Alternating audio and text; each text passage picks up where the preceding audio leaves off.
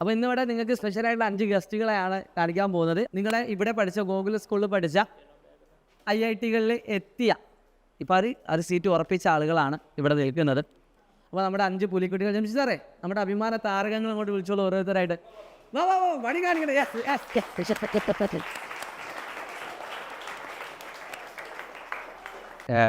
എൻ്റെ പേര് നവീദ് മുഹമ്മദ്. എനിക്ക് ഇപ്രാവശ്യം അലോട്ട്മെൻറ്റിൽ IIT ഖരഗ്പൂറാണ് കിട്ടിയത്. എൻ്റെ പേര് റദിൻ സലാം. ഞാനിവിടെ ഇൻ്റഗ്രേറ്റഡ് ബാച്ചിലുണ്ടായ. ഇപ്പോൾ അലോട്ട്മെൻറ്റ് കഴിഞ്ഞാൽ പിന്നെ NIT കാലിക്കറ്റ് കിട്ടി. എൻ്റെ പേര് അഗ്രജ്. ഞാൻ ഇപ്പം ഐസർ ഉറപ്പിച്ചിരിക്കുകയാണ്. ഐസറിലുള്ള അഡ്മിഷന് പിന്നെ ബിറ്റ്സും ഏകദേശം കിട്ടുന്ന രീതിയിൽ. എൻ്റെ പേര് റയാൻ അഹമ്മദ്. എനിക്ക് കഴിഞ്ഞ വർഷത്തെ JEE മെയിൻസ് ഫസ്റ്റ് ഫേസിൽ 98% ആയിരുന്നു. ഇപ്രാവശ്യത്തെ അലോട്ട്മെൻറ്റ് പ്രകാരം ഇപ്പോൾ IIIT കിട്ടിയിട്ടുള്ളത്. അടുത്ത ഇനി വരുന്ന റൗണ്ടിൽ NIT കിട്ടാൻ അടിപൊളി അടിപൊളി അടിപൊളി. എൻ്റെ പേര് ഷഹൽ. IIT ബോംബെയിലാണ് ഇപ്പോൾ അഡ്മിഷൻ കിട്ടിയിട്ടുള്ളത്. NDA ക്രാക്ക് ചെയ്തിങ്ങനെ. കുസാറ്റ് ഓൾ ഇന്ത്യ റാങ്ക് 22 ഉണ്ട്. ടീം 20 ഉണ്ട്. ടീമിന് 99.9% ഉണ്ട്. എൻ്റെ പേര് ഗായത്രി. എൻ്റെ ഡൗട്ട് വെച്ചാൽ ഈ 3 സബ്ജക്റ്റില് എങ്ങനെ ടൈം മാനേജ് ചെയ്യില്ല പഠിച്ചത്? 3 സബ്ജക്റ്റ് ഫിസിക്സ്, കെമിസ്ട്രി, മാത്സ്. എനിക്ക് ഏറ്റവും സിമ്പിൾ മാത്സ് ആയിരുന്നു. അപ്പോൾ മാത്സിനെ കുറച്ച് എടുക്കുള്ളൂ. ഒരു മണിക്കൂർ 1.5 മണിക്കൂർ മാക്സിമം. എനിക്ക് ഏറ്റവും ടഫ് കെമിസ്ട്രിയാണ്. അപ്പോൾ കെമിസ്ട്രിയിൽ അത്യാവശ്യം ടൈം എടുക്കും. അത്യാവശ്യം റിവൈസ് ചെയ്യും വീണ്ടും. മാത്സ് ഒരു ദിവസം തൊട്ടില്ലെങ്കിലും കെമിസ്ട്രി നിർബന്ധമായിട്ട് തോന്നും. ഫിസിക്സ് പിന്നെ മോഡറേറ്റ് കുഴപ്പമില്ല, സിമ്പിളായിട്ട് ചെയ്യാൻ പറ്റും. നമ്മൾ ഏതാണ് വീക്ക്നെസ്, ഏതാണ് സിമ്പിളായത്, അതിനനുസരിച്ച് എല്ലാത്തിനും ഈക്വൽ പ്രയോറിറ്റി കൊടുക്കാമെന്നില്ല ടൈമിങ്ങിന്. കാരണം നമുക്ക് ഏതാണ് സിമ്പിൾ അതിനനുസരിച്ച് അറേഞ്ച് ചെയ്ത് വെക്കാം. ഓരോരുത്തർക്കും ഓരോ രീതിയിലോ. കെമിസ്ട്രിയിൽ ഏത് സബ്ജക്റ്റ്, കെമിസ്ട്രി ഏത് ചാപ്റ്റർ ആയിട്ടും ടഫ്? അതായത് ഇപ്പം ഞാൻ പറഞ്ഞില്ല, ഓരോരുത്തർക്കും മാറിക്കൊണ്ടിരിക്കും. ഈ ഓർഗാനിക്കിൽ കൂടുതൽ നമ്മൾ കാണാതെ പഠിക്കാനും ഒക്കെ ഉണ്ട്. ഇനോർഗാനിക്കിനും ഏറ്റവും സിമ്പിളായി തോന്നുന്നത് ഫിസിക്കലാണ്. കാരണം കൂടുതൽ മാത്തമാറ്റിക്കലി ചെയ്യാനുള്ളതായത് അത് ഓരോരുത്തർക്കും മാറിക്കൊണ്ടിരിക്കും. അഗ്രജ് നല്ല കെമിസ്ട്രി ടോപ്പാണ്. അപ്പോൾ കെമിസ്ട്രിനെ പറ്റി ആർക്കായിട്ട് ശുഭാജ്ഞാതാണ് കെമിസ്ട്രി ഫിസിക്സ് തരത്തിലാവും. അല്ല അങ്ങനെയല്ല, നല്ല ഇഷ്ടമാണ്. കെമിസ്ട്രിയിൽ എല്ലാ സബ്ജക്റ്റിനും അതിൻ്റേതായിട്ടുള്ള ലോജിക്ക് ഉണ്ട്. എല്ലാ സബ്ജക്റ്റിലും അത് ഭയങ്കരമായിട്ട് ഇഷ്ടപ്പെടുന്ന ആൾക്കാരുണ്ട്. അപ്പം ഒരു സബ്ജക്റ്റ് നിങ്ങൾക്ക് ഇഷ്ടം അല്ല അല്ലെങ്കിൽ ബുദ്ധിമുട്ടാവുന്നതിൻ്റെ അർത്ഥം എന്ന് പറഞ്ഞാൽ നിങ്ങളത് ആ ഡെപ്തിൽ മനസ്സിലാക്കിയില്ല എന്നുള്ളതാണ്. ആ ഒരു സബ്ജക്റ്റിൻ്റെ ആ ഒരു ഭംഗി നിങ്ങൾ ഗ്രാസ്പ് ചെയ്തിട്ടുണ്ടാവില്ല. കെമിസ്ട്രിക്ക് അത് പൊതുവേ ബുദ്ധിമുട്ടാണ്. ബിക്കോസ് സാധാരണ നമ്മൾ വായിക്കുമ്പോഴൊക്കെ തോന്നുന്നത് റൂട്ട് ലേണിംഗ് ആയിട്ടാണ് തോന്നുന്നത് കെമിസ്ട്രിയൊക്കെ വായിക്കുമ്പം. പക്ഷേ അതിലുള്ളത് ആ ഓരോ ഡീറ്റെയിൽസും വായിച്ച് അത് മനസ്സിലൊക്കെ ഇമാജിൻ ചെയ്യാൻ പറ്റുകയാണെങ്കിൽ കെമിസ്ട്രി ഈസിയാണ് ഏത് ചാപ്റ്റർ ആയാലും. യൂസ് ചെയ്ത മെറ്റീരിയൽസ് എന്ന് പറയുമോ? ഞാൻ സൈലത്തിൻ്റെ ഒരു വലിയ പെട്ടിട്ടൂലേ, അത് തിയറി അത്യാവശ്യം സംശയം വരുമ്പോൾ അത് നോക്കും. പിന്നെ നോട്ടിൽ തന്നെ അത്യാവശ്യം തിയറി ഉണ്ടാവും. പിന്നെ ക്വസ്റ്റ്യൻ ചെയ്യുമ്പോൾ ദിശൻ്റെ 164 മൂന്ന് സബ്ജക്റ്റും അത് ചെയ്യാം ഫുള്ള്. പിന്നെ അഡ്വാൻസിൻ്റെയും സൈലത്തിൻ്റെ തന്നെ ഒരു മെറ്റീരിയൽ ഉണ്ട്, PYQ, അത് ചെയ്താൽ മതി. 2 വർഷത്തെ ജേണി ഒന്ന് പറയാൻ പറ്റുമോ? എന്തൊക്കെ ഡിഫിക്കൽട്ടി ഫേസ് ചെയ്തു? സ്റ്റാർട്ടിങ്ങിൽ നിങ്ങൾ JEE മെയിൻസ് ഇപ്പം ഒരു 10th വരെ പഠിച്ചൊരു വേറെ സ്ട്രക്ചർ തന്നെയായിരിക്കും. അപ്പോൾ ഇങ്ങനെ JEE-ന് വേണ്ടിയിട്ടുള്ള പ്രിപ്പറേഷൻ എത്തിയപ്പോൾ തന്നെ മൊത്തമായിട്ട് മാറിയില്ലേ. ഫുള്ള് മാത്സ് നിങ്ങൾ പഠിക്കുന്ന രീതി മാറി. കെമിസ്ട്രി ടഫായി. സാധാരണ കെമിസ്ട്രി 10th വരെ നമ്മൾ സാധാരണ പഠിച്ചു പോകുന്നതാണ്. ബട്ട് കെമിസ്ട്രി എല്ലാം ടഫ് എന്ന രീതിയിൽ +2 ഒക്കെ എത്തുമ്പോൾ ഓർഗാനിക്കൊക്കെ വരും. ടെൻഷനാക്കിയല്ല, കാര്യമുള്ള കാര്യമാണ്. ഇപ്പം ഓർഗാനിക്കൊക്കെ വരും, കുറേ പഠിക്കാനും ഉണ്ടാവും. അങ്ങനെ തന്നെ ഫിസിക്സൊക്കെ കുറച്ചുകൂടി ഇൻഡെപ്ത്ത്. അപ്പം നമ്മൾ വരുന്നത് പറയുമ്പോൾ +1 സ്റ്റാർട്ടിങ്ങിൽ, ഇപ്പോൾ ഞാൻ പറയുന്ന പോലെ തന്നെ +1 സ്റ്റാർട്ടിങ് നിങ്ങളെ പോലെ തന്നെ ഒരു 4 months റണ്ണിങ് ടൈം ഉണ്ടാവും. നമുക്കൊരു ക്ലച്ച് ഇട്ടിട്ടുണ്ടെങ്കിൽ അവിടെ അത്ര നേരം നമ്മളൊരു ഇതാവും, നമുക്ക് അറിയുന്നുണ്ടാവില്ല. അപ്പം മാത്സ് ഏത് രീതിയിൽ പഠിക്കണം, എങ്ങനെ അന്ന് നമുക്കിങ്ങനെ ആരും വന്നിട്ടില്ല ആ ടൈമിൽ.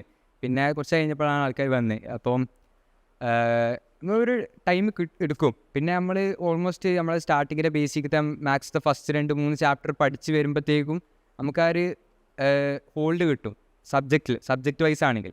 ജിബ് എന്നൊക്കെ എക്സാം പറയുമ്പോൾ നിങ്ങൾ മറ്റേ CBT ആയിരിക്കും എഴുതാം. അപ്പോൾ അതിനൊക്കെ ഉള്ള പറയുമ്പോൾ അതൊക്കെ നിങ്ങൾക്ക് നേരത്തെയുള്ള ട്രെയിനിങ് ആണ്.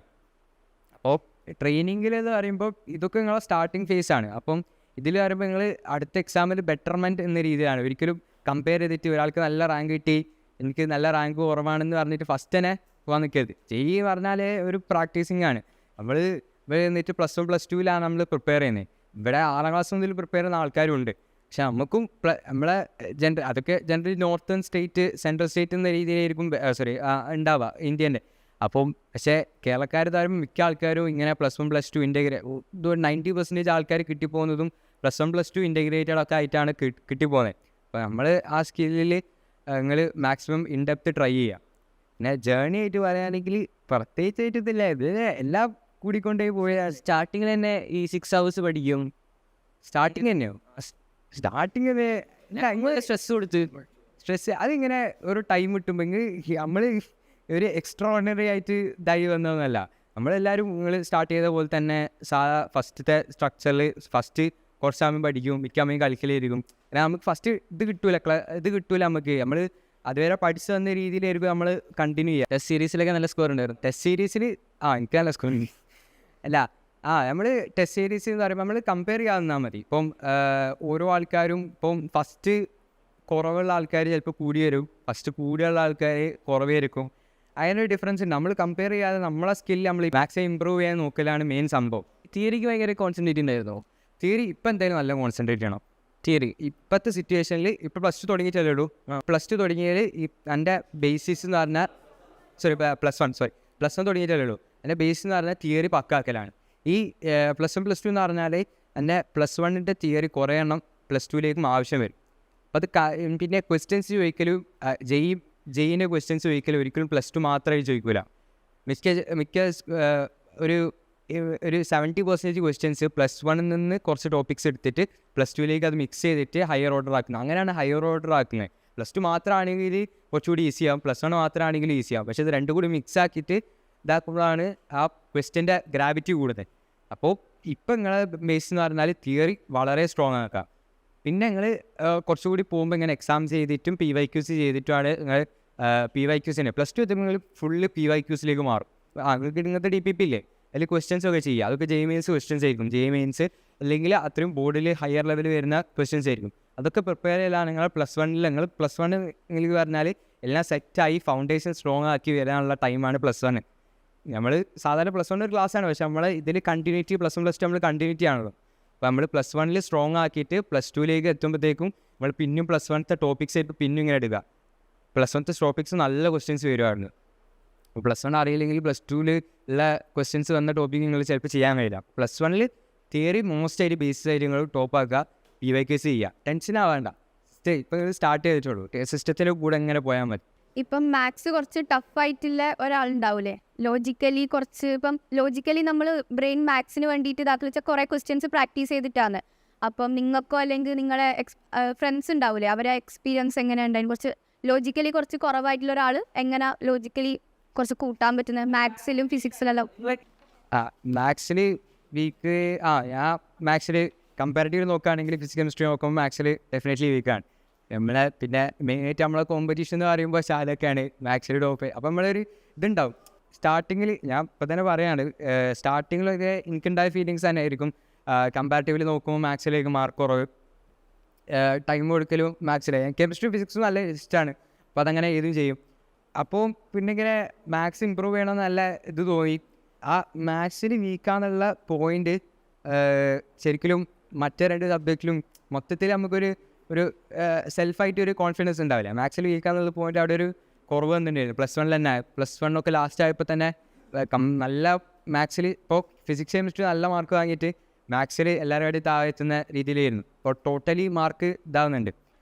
അപ്പം പ്രത്യേകിച്ച് പറഞ്ഞാൽ നമുക്ക് മാത്സിൽ എന്ന് പറയുന്ന സിസ്റ്റം, മാത്സ് JEE മാത്സ് ടഫാണ്. First of all JEE maths board maths മാതിരിയല്ല. പക്ഷേ നമ്മൾ എന്ന് പറയുമ്പോൾ പ്രിപ്പയർ ചെയ്യുന്നത് നമ്മൾ PYQസിൻ്റെ ബേസിസാണ്. നമ്മൾ PYQs എത്ര ചെയ്ത് പാറ്റേൺ റെക്കഗ്നൈസ് ചെയ്യുന്നുണ്ട്. JEE Mainsൻ്റെ കാര്യം, JEE Mainsൽ നമ്മൾ മാത്സിൽ വീക്കാണെങ്കിൽ നമ്മൾ എത്രമാത്രം PYQs ചെയ്ത് പാറ്റേൺ റെക്കഗ്നൈസ് ചെയ്യാൻ പറ്റുന്നതാണ് നമ്മൾ മാത്സിൽ ബെറ്റർമെൻറ്റ് ചെയ്യാൻ പറ്റുന്ന ഏറ്റവും ബെസ്റ്റ് പോയിൻറ്റ്. പിന്നെ വരുന്നത് കുറച്ച് ലോജിക്കൊക്കെ ഉണ്ട്. ചിലപ്പോൾ ഓരോ ആൾക്കാർക്കുള്ള സ്കില്ലാണ്, അത് നമ്മൾ സ്കില്ലില്ലാന്ന് വെച്ചിട്ട് നമ്മൾ അതാക്കണ്ട. നമ്മൾ PYQs ചെയ്തിട്ട് നമുക്ക് എത്ര മാക്സിമം എത്തിക്കാൻ കഴിയും എന്ന രീതിയിൽ നമ്മൾ എഫേർട്ട് എടുക്കാം. നമ്മൾ കുറവുള്ള സബ്ജക്റ്റ് ഫിസിക്സ്, ഇപ്പം ഒരാൾക്ക് മാത്സാണ് ഏറ്റവും വീക്ക് എന്നതിന് മാത്സിന് കുറച്ചുകൂടി ടൈം കൊടുക്കുക. മാത്സിന് കുറച്ചുകൂടി ടൈം കൊടുക്കുന്നതനുസരിച്ച് അതിൻ്റെ മാർക്ക് മറ്റേ ബാക്കിയുള്ള സബ്ജക്റ്റിൻ്റെ അവിടെ ലെവൽ എത്തിയില്ലെങ്കിലും നമുക്ക് പറയുമ്പോൾ ജെയിൻ്റെ ടോട്ടൽ പെർസെൻറ്റൈൽ റാങ്കിൻ്റെ വ്യത്യാസം നമ്മളിപ്പോൾ ഒരേ പെർസെൻറ്റൈൽ ഒരേ മാർക്കുള്ള രണ്ടാൾക്കാരാണെങ്കിൽ മാത്സിന് മാർക്കുന്ന രീതിയിൽ വരും. പക്ഷേ ടോട്ടലി നമുക്കൊരു പെർസെൻറ്റൈൽ ഇൻക്രീസ് ചെയ്യണമെങ്കിൽ 3ൻ്റെ മാർക്ക് കൂട്ടിയിട്ടാണുള്ളത്. അപ്പോൾ നമ്മൾ മാത്സിൽ അധികം മാത്സിന് നല്ല വീക്കാണെങ്കിൽ മാത്സിന് എഫേർട്ട് കൊടുത്തിട്ടൊരു അത്യാവശ്യം നല്ല മാർക്കുന്ന രീതിയിലേക്ക് കൊണ്ടുപോയിട്ട് ഫിസിക്സ് കെമിസ്ട്രി നല്ല സ്ട്രോങ് ആണെങ്കിൽ അത് കീപ്പ് ചെയ്തിട്ട് നമ്മൾ ടോട്ടൽ മാർക്ക് ഇൻക്രീസ് ചെയ്യാൻ നോക്കുക. പക്ഷെ നമ്മൾ മാത്സിൽ വീക്കാന്ന് വെച്ചിട്ട് ഡൗൺ ആയിട്ട് മാത്സിൽ മാത്രം ഫോക്കസ് പിടിച്ചിട്ട് അവസാനം ഫിസിക്സ് കെമിസ്ട്രിയും കൂടി കുറഞ്ഞാൽ ടോട്ടലി മാർക്കാണ് പറയുക. ഇതിൽ മാത്സിൽ മാർക്ക് കൂടിയിട്ട് എന്ന് പറഞ്ഞിട്ട് കാര്യമില്ല, മാത്സിൽ മാത്രം നമുക്ക് മാർക്ക് കൂടിയിട്ടും കാര്യമില്ല.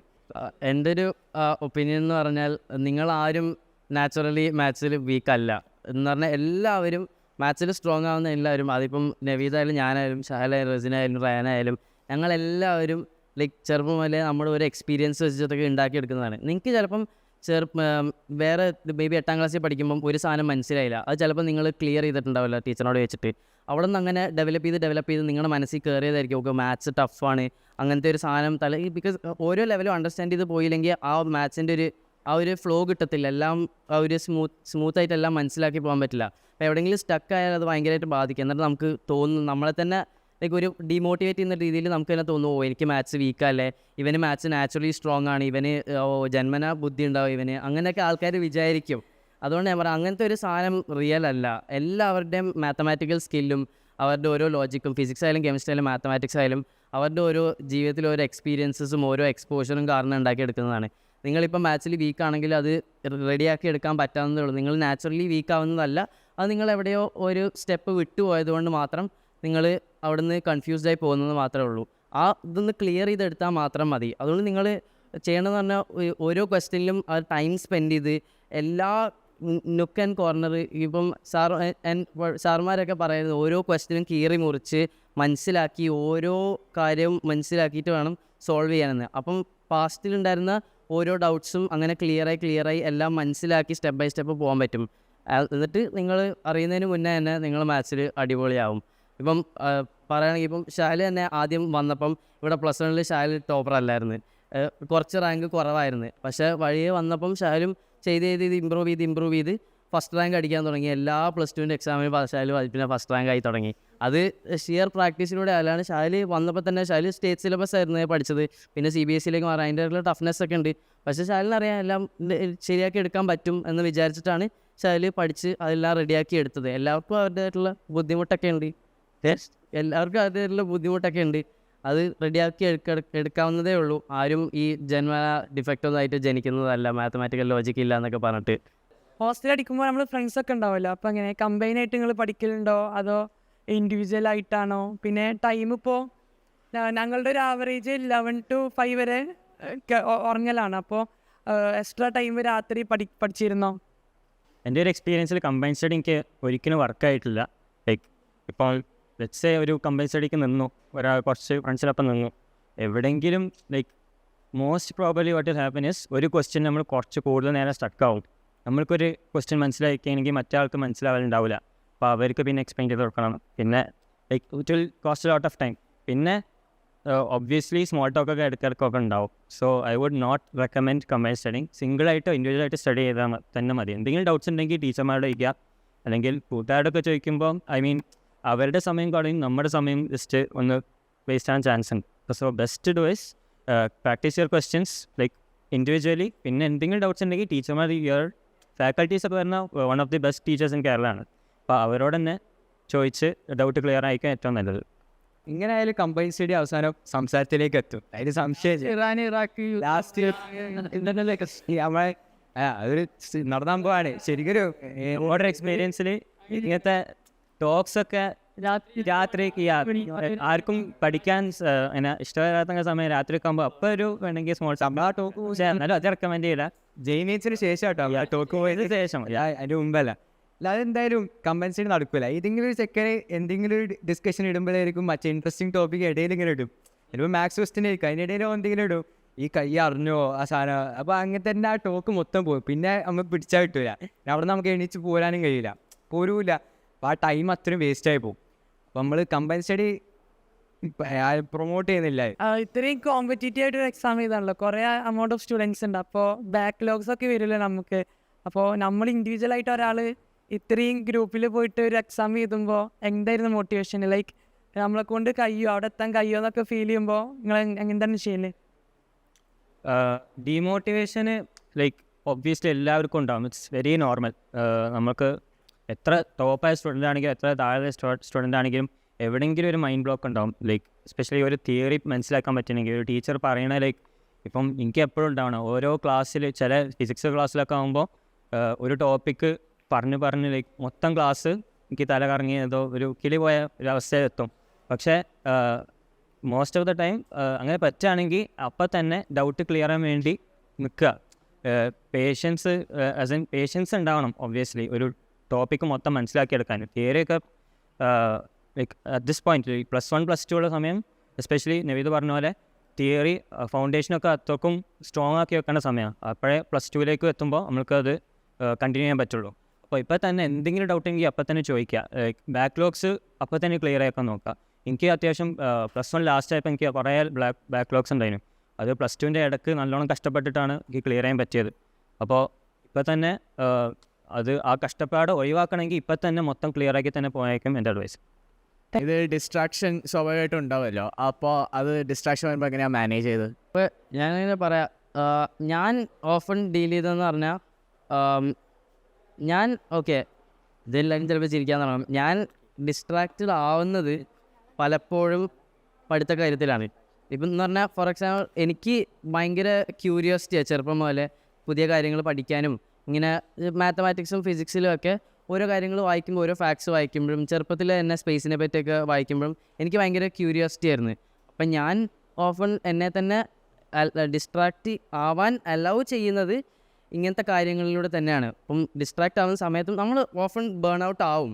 അപ്പോൾ നമുക്ക് റീചാർജ് ചെയ്യാൻ വേണ്ടിയിട്ട് നമ്മൾ ടൈം പ്രൊഡക്റ്റീവ്ലി യൂസ് ചെയ്യുന്ന ആക്ടിവിറ്റീസ് തന്നെ നമുക്ക് ഡിസ്ട്രാക്ഷൻസ് ആയിട്ട് ലൈക്ക് നമ്മുടെ ബേൺ ഔട്ടിനെ ലൈക്ക് റീ എനർജൈസ് ചെയ്യാൻ വേണ്ടിയിട്ട് ഉപയോഗിക്കാൻ നോക്കുക മാക്സിമം. അപ്പം ഇങ്ങനെ പഠിത്ത കാര്യത്തിൽ എന്തെങ്കിലും ക്യൂരിയോസിറ്റി ഉണ്ടെങ്കിൽ ഇപ്പം ഫോർ എക്സാമ്പിൾ എനിക്ക് ഇപ്പം സ്പേസിനെ പറ്റി ഭയങ്കര ഇൻട്രസ്റ്റ് ആണെന്ന് വിചാരിച്ചോ, അപ്പോൾ അതിനെപ്പറ്റി ഓരോ പുസ്തകങ്ങൾ വായിക്കുക, നിൻ്റെ ഒരു ക്യൂരിയോസിറ്റി ഡെവലപ്പ് ചെയ്യുക. അപ്പം ഇങ്ങനെ നമ്മുടെ ഒരു ഇത് റീചാർജും ആവും, നമുക്ക് ചെറിയൊരു ഹെൽപ്ഫുള്ളും ആവും, നമ്മളെ തിങ്കിങ് കുറച്ചും കൂടെ റീഇൻഫോഴ്സ് ആവുകയും ചെയ്യും. അല്ലാത്ത ഇപ്പം ഫ്രണ്ട്സിൻ്റെ കൂടെ ഒക്കെ ഇരിക്കുമ്പം ഡിസ്ട്രാക്റ്റ് ആവുന്നത് അതും എല്ലാവരും ഉണ്ടാവും. പക്ഷേ മാക്സിമം അത് അന്നേരം നമ്മുടെ കുറച്ച് വിൽ പവർ ഉപയോഗിച്ചിട്ട് നമ്മൾ മാറി നിൽക്കുക. ആ ഒരു സ്ട്രീക്കിൽ വരുമ്പം കണ്ടിന്യൂസ്ലി നമ്മൾ മാറി നിൽക്കാൻ തുടങ്ങുമ്പം എല്ലാവർക്കും നമ്മുടെ ചുറ്റുമുള്ള എല്ലാവർക്കും മനസ്സിലാവും, ഓക്കെ അവൻ ഇതിനകത്ത് പെടുന്നതല്ല, അവന് ഇഷ്ടമല്ല ഇങ്ങനെ ഡിസ്ട്രാക്റ്റഡ് ആവുന്നത്, അവൻ പഠിച്ചോട്ടെ എന്ന് പറഞ്ഞിട്ട് എല്ലാവരും തനിയെ വിടാൻ തുടങ്ങും. ആ ഒരു ഇനീഷ്യൽ പുള്ള് മാത്രമേ നമുക്ക് ഡിഫിക്കൽട്ടായിട്ടുണ്ടാവുള്ളൂ. ആ ഒരു സ്റ്റെപ്പ് എടുത്താൽ പിന്നെ ഈസി ആയിരിക്കും. ഹോസ്റ്റലിൽ നിൽക്കുമ്പോൾ സ്ട്രെസ്ഡ് ആവുക, അല്ലെങ്കിൽ പഠിച്ചിട്ടും ശരിയാവുന്നില്ല, എക്സാമിൽ ബാക്കൗട്ട് ആവുക, അങ്ങനെ എന്തെങ്കിലുമൊക്കെ പ്രശ്നം വരുമ്പോൾ സ്വയം ഓക്കെ ആക്കാൻ വേണ്ടിയിട്ട് എന്താ ചെയ്യുന്നത്? എനിക്ക് ബാക്കോട്ട് പോവാൻ ലൈക്ക് ഡിമോട്ടിവേഷൻ എസ്പെഷ്യലി എനിക്ക് കുറേ വന്നിട്ടുണ്ട്. എസ്പെഷ്യലി ലൈക്ക് ഒരു +2 ഒക്കെ ആയ സമയത്ത് ഈ +1 അങ്ങനെ കാര്യമായിട്ട് വന്നിട്ടില്ല.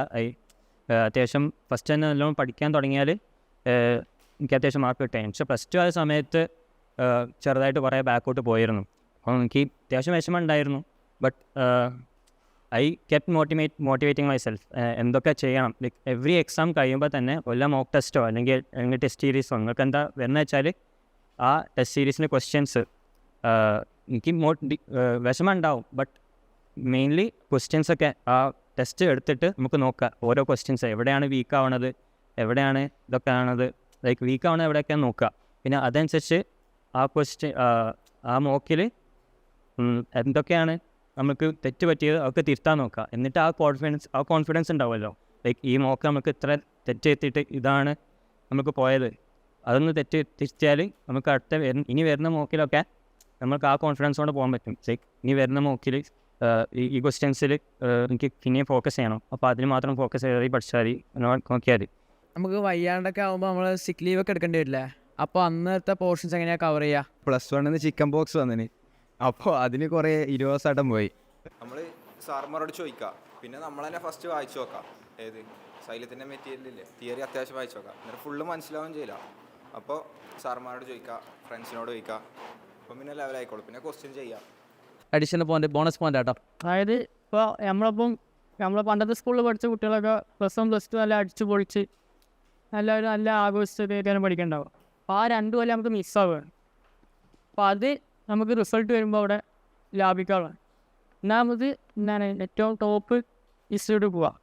അവിടെ വരുമ്പോൾ നല്ല ഗവൺമെൻറ് ഫണ്ട് തന്നെ ആയതുകൊണ്ട് ഓരോ സെലിബ്രേഷനും ഗവൺമെൻറ്റിന് ഫണ്ട് ചെയ്യും. ഇപ്പോൾ IIT ബോംബെയിൽ പറയുമ്പോൾ മൂഡ് ഇന്ത്യ പറഞ്ഞ സെലിബ്രേഷൻ ഉണ്ട്. അതാണ് ഏഷ്യയിൽ ഏറ്റവും വലിയ കോളേജിൽ നടത്തുന്ന ഏറ്റവും വലിയ ഫെസ്റ്റ്. അപ്പം അങ്ങനെ ഒക്കെ കിട്ടണമെങ്കിൽ നമ്മൾ ഇപ്പോൾ 2 വർഷം നമ്മൾ സാക്രിഫൈസ് ചെയ്യാം.